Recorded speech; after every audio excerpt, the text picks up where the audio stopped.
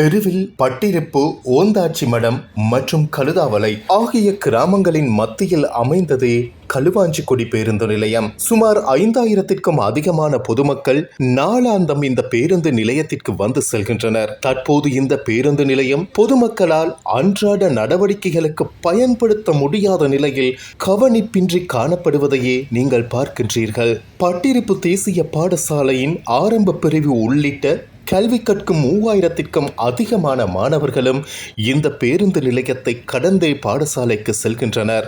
மட்டக்களப்பு கல்முனை பிரதான வீதியில் அமைந்திருக்கும் இந்த பேருந்து நிலையத்திற்கு அருகில் போலீஸ் நிலையம், வலயக்கல்வி அலுவலகம், கோட்டக்கல்வி அலுவலகம், நீதிமன்றம், பட்டிருப்பு தேசிய பாடசாலை மற்றும் பல்பொருள் அங்காடிகளும் இங்கு அமைய பெற்றுள்ளன. ஆனால் மழை பெய்தால் நீர் வழிந்தோட முறையான வடிகால் அமைப்பு திட்டமின்றி நீர் தேங்கி நிற்கும் நிலையிலேயே காண முடிகின்றது. நீர் தேங்கி நிற்பதனால் களுவாஞ்சிக்குடி பேருந்து நிலையத்தில் தற்போது குழிகளுக்கும் பஞ்சமில்லை.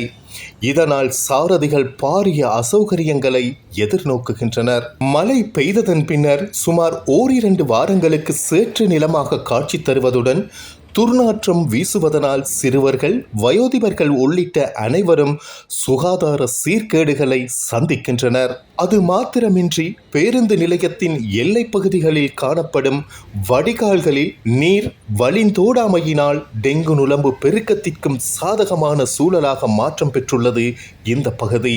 அத்துடன் சூழலுக்கு பெரும் சவாலாக இந்த நிலைமை காணப்படுவதுடன் பேருந்து நிலையத்தை பயன்படுத்துபவர்கள் கால்களில் ஒரு வகையான புண் மற்றும் தோல் அரிப்பு நோயால் பாதிக்கப்படுவதாகவும் வைத்தியர்கள் தெரிவிக்கின்றனர். தேசிய மக்கள் சக்தி அரசாங்கத்தில் அங்கம் வகிக்கும் கந்தசாமி பிரபு அவர்களே, நீங்களும் இப்பகுதி மக்களின் வாக்குகளினாலேயே நாடாளுமன்றத்திற்கு தெரிவாகியுள்ளீர்கள். இப்பகுதி மக்கள் படும் துன்பம் உங்களின் கண்களுக்கு ஏன் இதுவரை புலப்படவில்லை? நாடாளுமன்ற உறுப்பினர் சாணக்கியன் அவர்களே, உங்களது கட்சி அலுவலகமும் 200 மீட்டர் தொலைவிலேயே அமைந்திருக்கின்றது. மக்களின் பல பிரச்சனைகளை சபைக்கு கொண்டு செல்லும் நீங்கள் களுவாஞ்சிக்குடி பேருந்து நிலையத்தின் அவ்வள நிலையையும் உரிய தரப்பிற்கு கொண்டு செல்வீர்கள் என எதிர்பார்க்கின்றோம். இறுதியாக ஒன்றை கூற வேண்டும். மண்முனை தென் எருவில் பற்று பிரதேச சபையில் 10 உறுப்பினர்களை கொண்ட இலங்கை தமிழரசு கட்சியே ஆட்சி அமைத்திருக்கின்றது. உங்களது சபையின் எல்லைக்குட்பட்ட இந்த பிரச்சனையையும் நீங்கள் புறக்கணித்து செயற்படுகின்றீர்களா? களுவாஞ்சிக்குடி பேருந்து நிலையம் எப்போது புதுப்பொலிவு பெறும்? மக்கள் பிரதிநிதிகளே, இது உங்களின் கவனத்திற்கு.